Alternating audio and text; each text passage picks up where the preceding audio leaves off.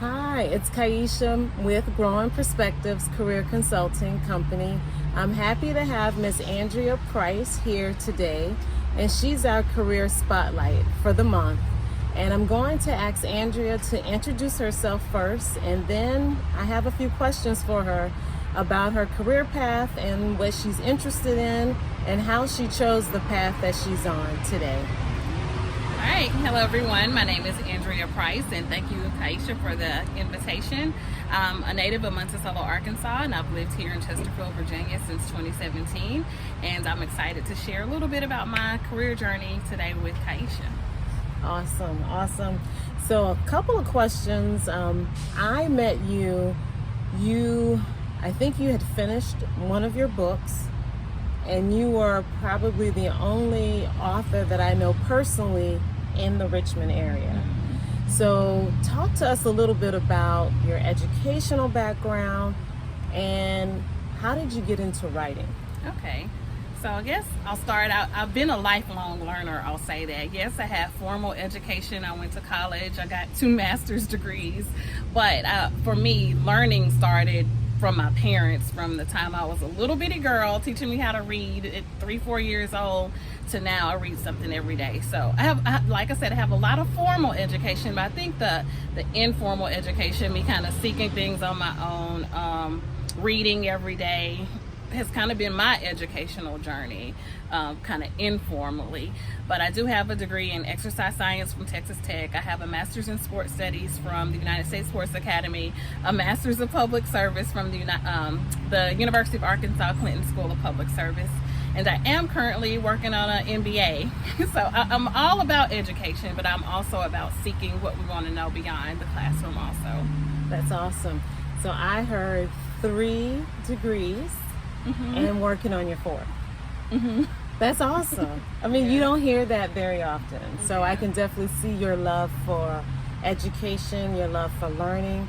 And you also said you like to apply and learn outside of the classroom.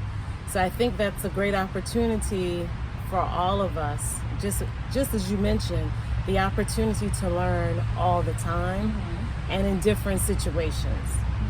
So talk to us a little bit about, it seems like with your different degrees, you have had to transition in your career. Yes. So talk to us about some of your key transitions. Okay.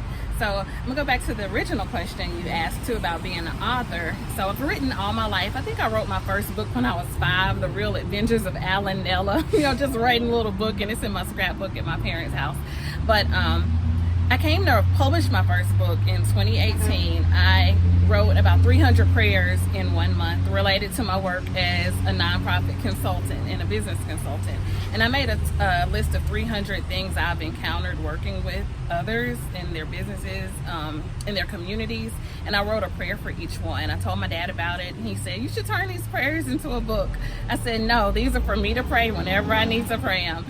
And unfortunately, he passed away a couple of months after we had that conversation. So I thought about what he said, put a book together in a month. I didn't know anything about publishing. I learned as much as I could about the process. I already had the prayers written. And a month after I started the process, I published the book. And so it became an Amazon bestseller, which I was happy about. I just wanted to fulfill what my dad asked me to do. But that was exciting. But in terms of career transition, I think so I was a teacher and coach in my early 20s. I transitioned from a formal career, after I had my son. My husband and I lived in a city where we didn't know anyone. I was a new mom. And I was like, I'm not letting my child stay with just anybody.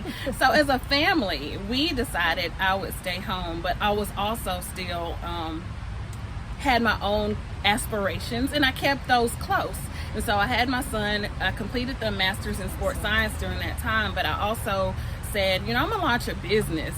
This way I will have freedom to raise my child. I can still contribute financially to our household, and I'll be able to do what I really enjoy. I don't even think I knew what the word entrepreneur was. I was like 25, 26 at the time, but I knew I wanted this business for my child and my family, so I could have that flexibility. So I wrote a business plan, didn't even know much about that either. And I wrote it for a business in Arkansas. I was living in Florida. I said, we're gonna go to Arkansas one day. Again, that's my hometown. My home state. And so I wrote the business plan, started the business in Florida, doing fitness and wellness promotion. And then, ironically, my husband got a job in Arkansas the next year. So as soon as we moved, you had the plan already. I had the plan already in place. We had no intentions of moving, but a job opened up there for him to be a professor. So we went, and awesome. I started that business in Arkansas called Fit Well Connect, and I ran it successfully for 7 years until I decided to go back to school and do another transition. That's awesome. That's awesome. So first of all, I want to applaud you on your efforts to what you just said. I didn't know, but I learned. I didn't know, but I read. And I think that's really powerful. That even if you don't know something, that doesn't mean that you can't do it. Right. You can learn. And get it done, as you did successfully. You ran a business for 7 years. You published an Amazon best-selling book. Had never published a book before. That's outstanding. Thank you. You're welcome.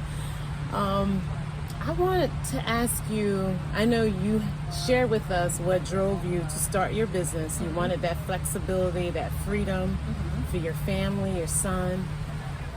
What's driving you currently in this phase of life? I know you're pursuing your master's in business. So what's causing you to transition at this phase? Well, it's partly because, initially it was about sustaining my family financially, but now it's about tapping into what I'm best at.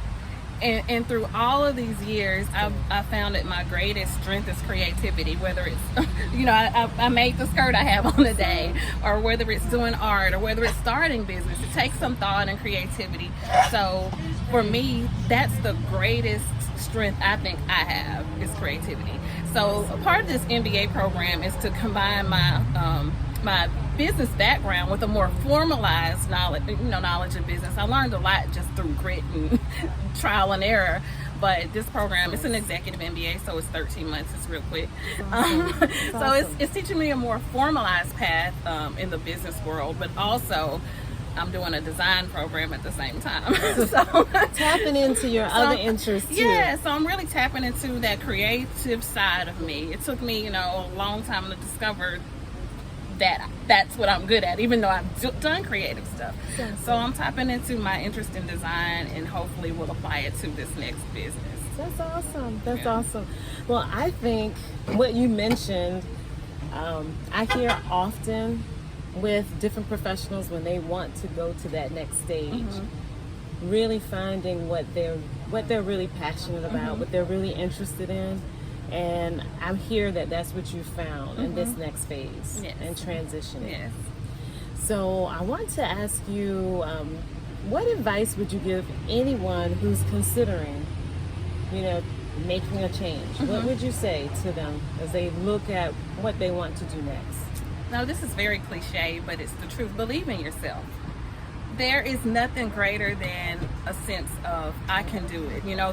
The little engine that could is a story many of us know. I think I can, I think I can, I think I can. And it will eventually become, I know I can. And when we get to that point, we definitely can go the next step to whatever we're trying to do. And sometimes you just have to be fearless. I think, Simone Biles talked about this during the Olympics. When she was younger, she was very fearless. She didn't think about the danger in some of the things she was doing. But as she's gotten older, and I'm there too, you get a little bit more careful with the decisions you make. But even then, you also have to have a certain degree of fearlessness to say, yes, I believe in myself, but I have enough confidence and I'm very fearless. So I'm going to go after whatever it is that I'm going to go after. That's awesome. That's awesome. I think you bring a big point, and I appreciate that advice you're giving us to be fearless. And as I heard you, the other side of that sounds like to get what you want. It's worth it. It's worth it. So I'm excited to hear what's next for you after this your next degree, your next phase, and I would say the importance of sharing your story. Because when we met, I knew you wrote a book. I didn't have all of the background of your previous experience, but as we started to talk, I realized you have a very diverse background. Yes. You said, and I was like, wow, you would be a great person to share your experiences with us. So I definitely want to stay connected with you. We love to have you back. Okay. And probably a great time is when you finish that next phase and you get ready to launch the next business. And once again, we want to thank you here at Growing Perspectives. Thank you. And please stay in touch with us. Yes, ma'am. Thank you very much for having me. Thank you. You're welcome.